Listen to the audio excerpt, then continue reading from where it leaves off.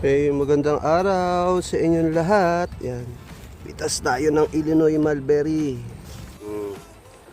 May date ngayon, August 18. Ito kahapon marami ng itim din eh. Kasi na natin ito sa may itim. Yan, Illinois.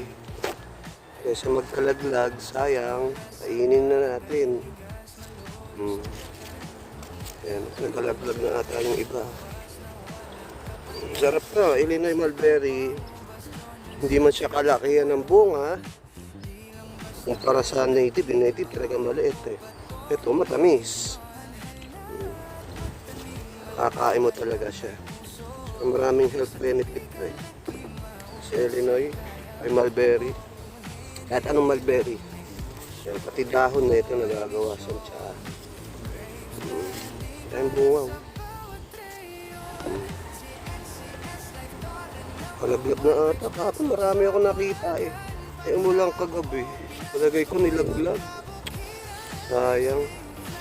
Kasi kahapon sabi ko, pipitasin ko to. Nakalimutan ko naman kahapon. Ngayon ko lang naalala yung umulan kagabi. Palagay ko nagkalaglag. Ayan. So may mamumukbang na naman tayong mulberry mamaya.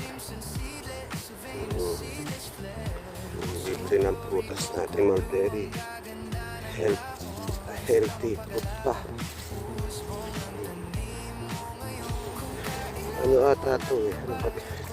Nakalimutan ko ng mga health benefits nito. Hindi ko lang maasikaso eh. Pero soon, ito malaki itong isang to. Yan o. Oh, diba? Itim na siya. Malaki. Tamis na ito.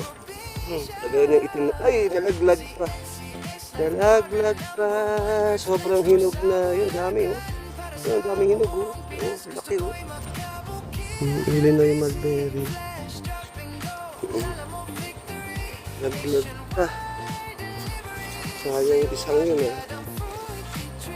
Masuk tayo dito. Dito marami oh. Search ko nga ulit kung ano yung mga health benefits nito. Dati sa ulo ko na eh. Ano po, number 1, antioxidant. Yan. Tapos anti-cancer, good to diabetic. Natin ito. Ang dami oh. Yan pa. Yun, nasa sulok-sulok. Tatakpan ng dahon. Dami tayo Illinois Mulberry dito. Soon magagawa na tayo ng tsaa. Pag naasikaso ko na to, magre-release na rin tayo ng tsaa. Ayun, dami oh. Sa kulay itim yan oh. Salaki. Sige mga katropang mulberry, baka nakapabitas ako na maayos. Kasi isang kamay ko hawak ko cellphone, isa hawak ilalagyan, isa pumipitas. Tatlo na kamay ko nun ah. Dalawa lang pala to ah.